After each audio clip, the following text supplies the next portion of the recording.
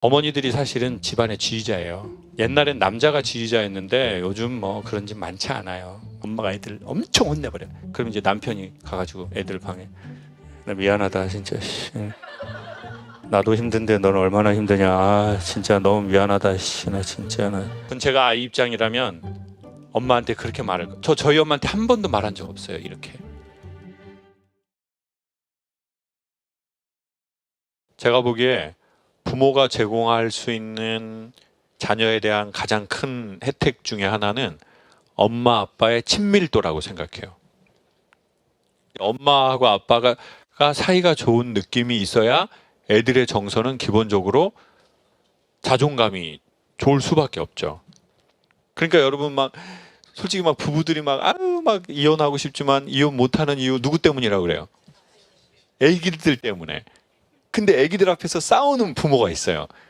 그럼 어떻게 되는 줄 아세요? 그 아이들의 정서는 전쟁에서 어디에서 폭격이 떨어져 가지고 자기의 전우가 이 폭탄을 맞고 터지는 걸 보는 사람의 충격을 받는데요. 그러니까 여러분 애들 때문에 산다 막 이렇게 부모들이 얘기하면서 애들 앞에서 다투면 절대 안 되죠. 그렇지만 현실적으로 말씀드릴게요. 다툴 일이 있나요, 없나요? 있죠. 그러면 어떻게 해야 지혜로운 엄마일까요? 애들 없는 야산 같은 데로 가서 남편하고 둘이 건축자재로 퍼포먼스 하시고 좀 애들 학교 오면 여보 피나네요. 좀 스마일. 저희 아버지가 2년 전에 돌아가셨어요. 근데 저희 아버지가 청각장애가 있으셨어요. 그래서 전 아버지랑 대화다운 대화를 단 한 번도 못 해봤어요. 단 한 번도. 그래서 사람들이 제 강연을 좀 재밌다고 하는 분이 꽤 있었거든요. 근데 요즘은 좀 덜 그러는데 예전에 제일 많았던 코멘트가 뭔지 아세요? 강의는 재밌는데 눈이 슬퍼 보인다는 거예요. 처음에는 그런 말을 듣는 게 너무 기분이 나쁘더라고요. 그럼 뭐 맨날 기뻐? 그럼 내가 미친년인지 내가 뭐 맨날 기쁘면 아주 그냥. 근데 누군가한테 저의 무언가를 들키는 게 그때는 너무 기분이 나쁘더라고요. 그리고 지들이 뭘 안다고 나한테 저런 얘기를 해? 그럼 내 눈이 왜 슬퍼졌나? 왜 슬퍼졌겠어요, 사람 눈이? 그렇죠. 슬픈 장면을 너무 많이 본 거예요. 슬픈 상황을. 끝도 없는 이 슬픈 상황을 계속 보고 경험하고 듣고 현장에서. 그런데 사람의 눈이 슬퍼지지 뭐 어떻게 기뻐지겠어요. 저희 엄마가 아버지 때문에 엄청 힘들었어요. 그림 하셨거든요. 그림.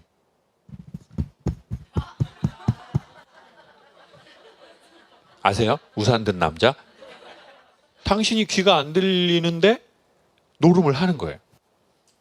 왜요? 다른 즐거움이 없거든요. 여러분 사람이 즐거움이라는 게 있거든요.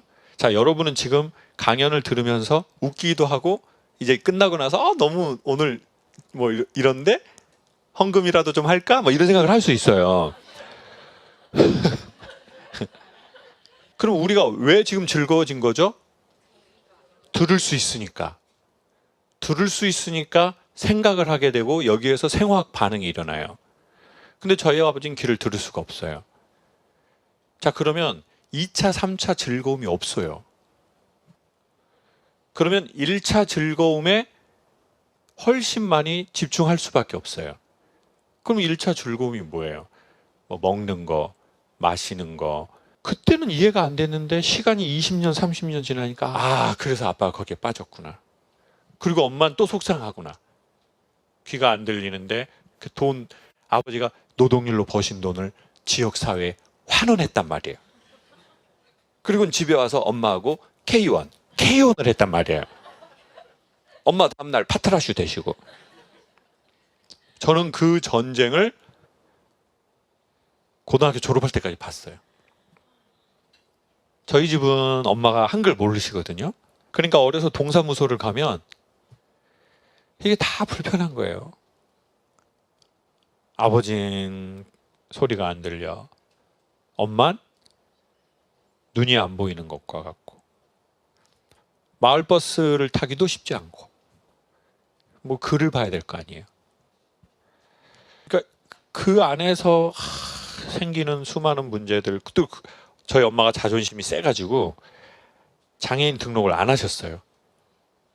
그래도 국가가 준 혜택들이 있어요.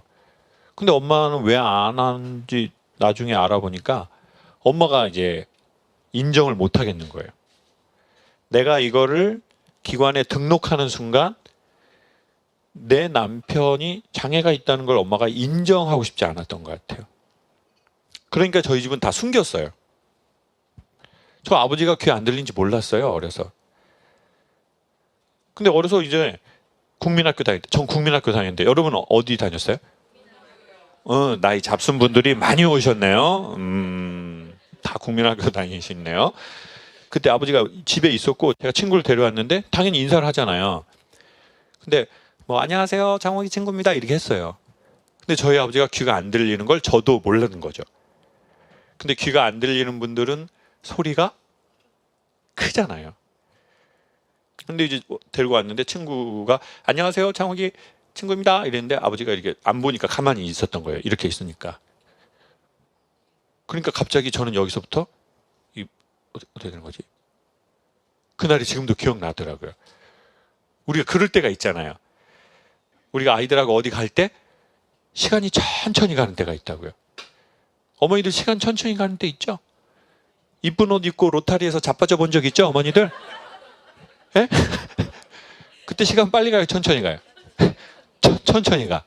초등학교 2학년 때 그 순간이 첫 번째로 딱 오더라고요.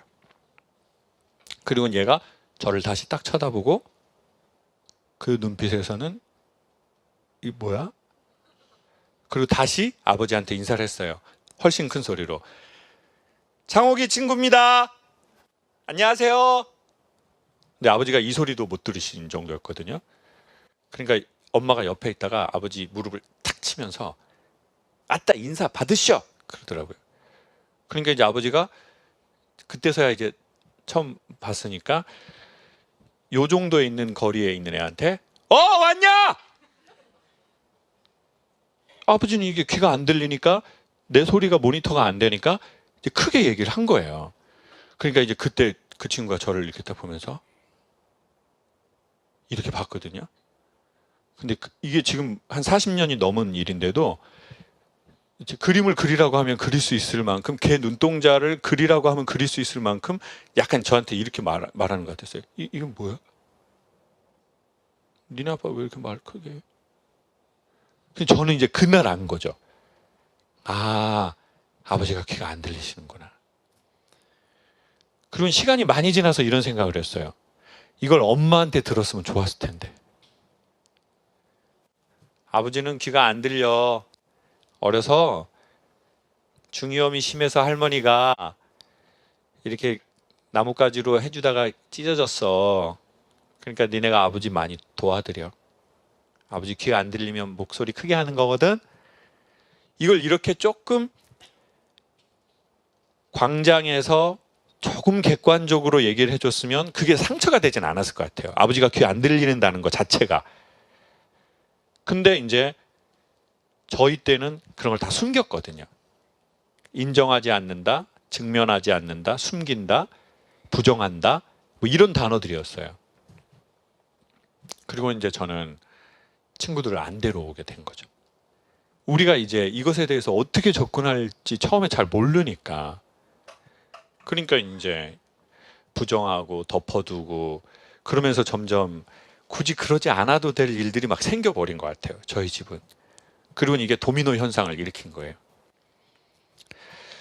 그래서 저는 이런 생각을 해요. 갑자기 그 구원을 할 수 없다면 그럼 어떻게 해야 되나? 이건 중장기간인데. 인생 살다 보면 갑자기 해결 안 되는 문제가 있거든요.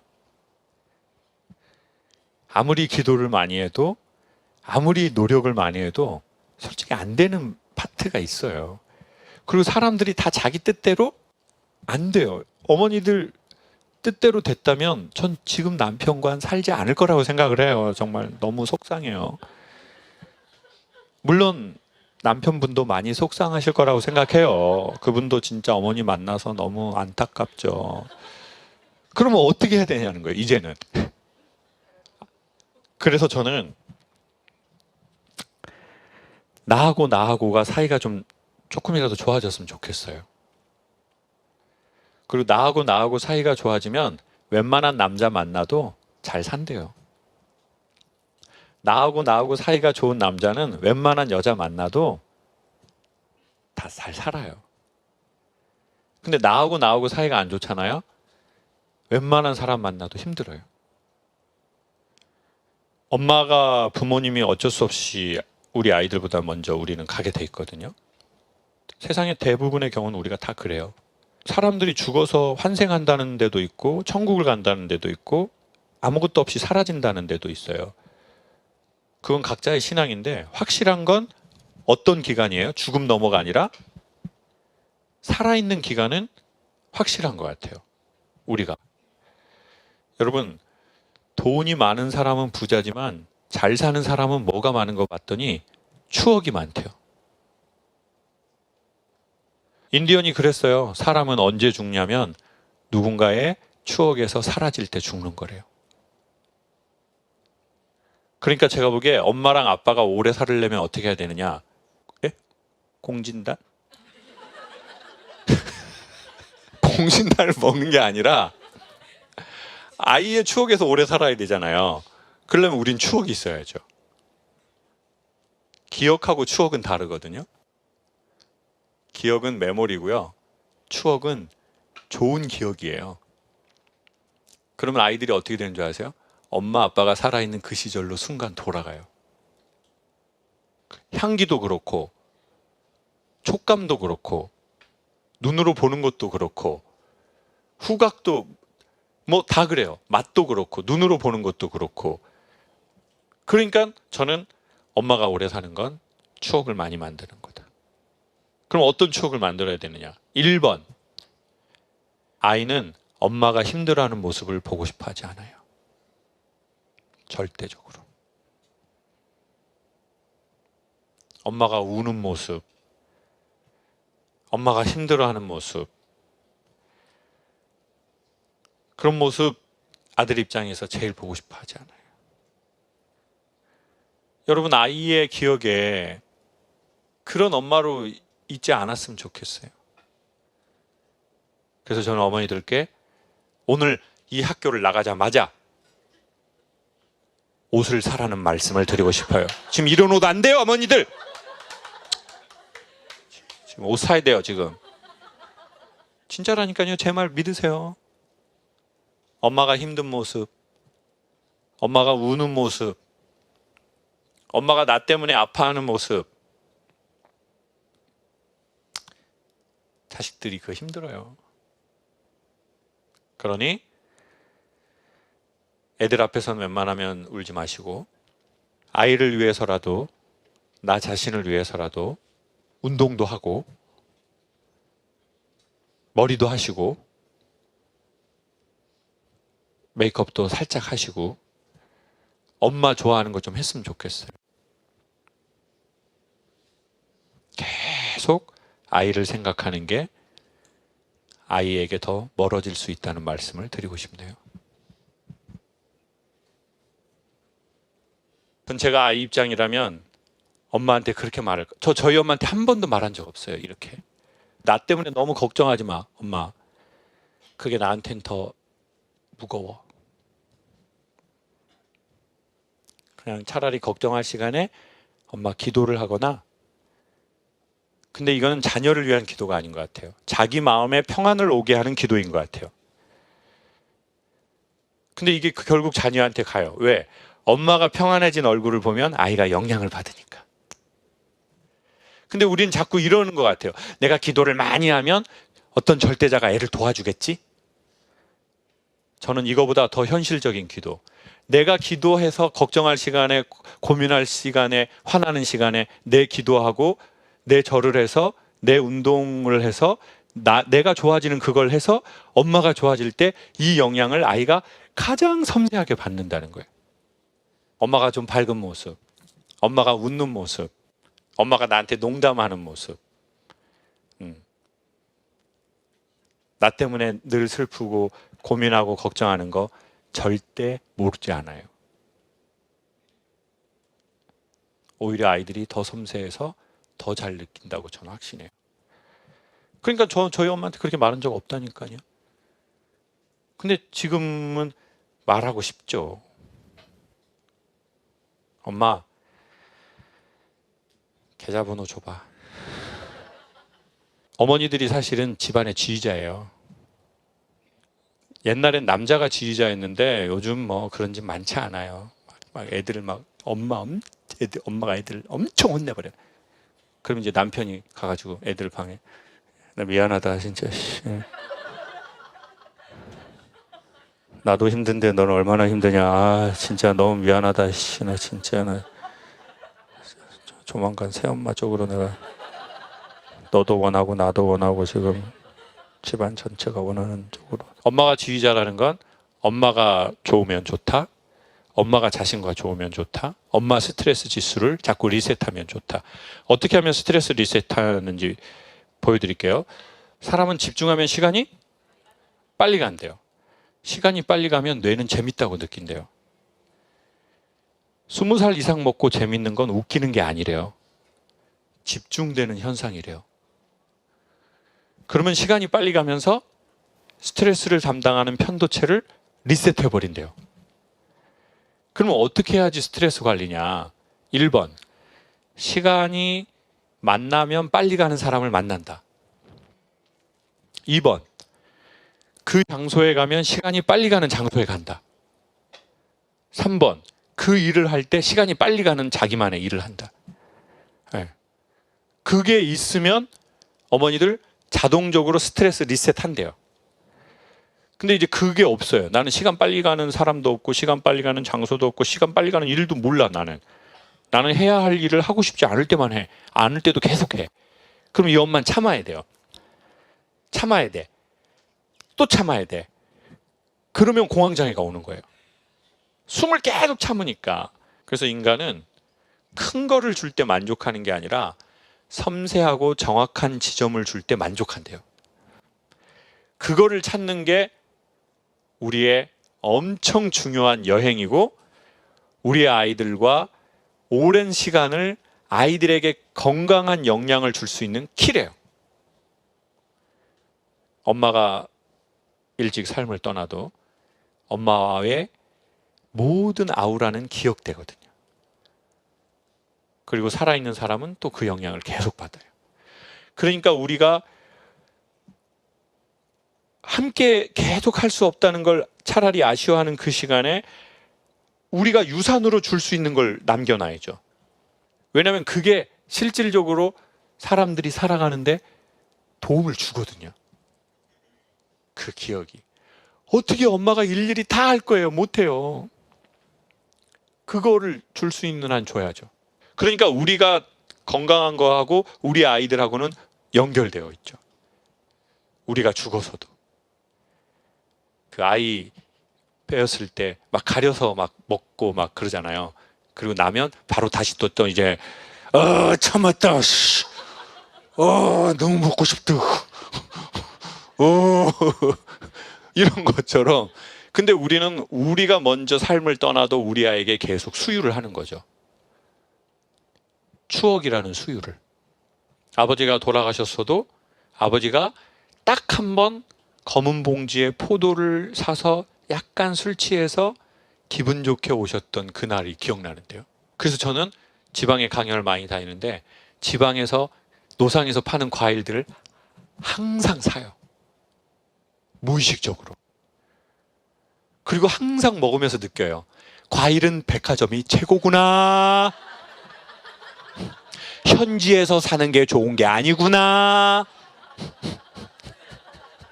근데 그래도 계속 사요. 아버지가 포도 사온 그 기억 때문에. 40년 전에 사오셨는데요. 그때 웃으시면서 술 살짝 취해가지고 검은 봉지에서 들고 오던 그 정서가요. 그릴 수 있겠는데요. 40년이 지났는데도. 그런 유산을 남겨주면 좋을 것 같아요. 그래서 저는 어머니들, 아버지들 그런 거 하나씩, 두 개씩 알았으면 좋겠어요. 우리가 만나면 시간 빨리 가는 사람, 하면은 시간이 빨리 가는 일, 그 장소에 가면 시간이 빨리 가는 곳. 우리의 아이들을 위해서, 우리의 남편과 가정을 위해서, 우리의 영혼을 위해서 우린 모두 다 연결되어 있기 때문에 나의 그 영혼의 숨고를 찾았으면 좋겠어요.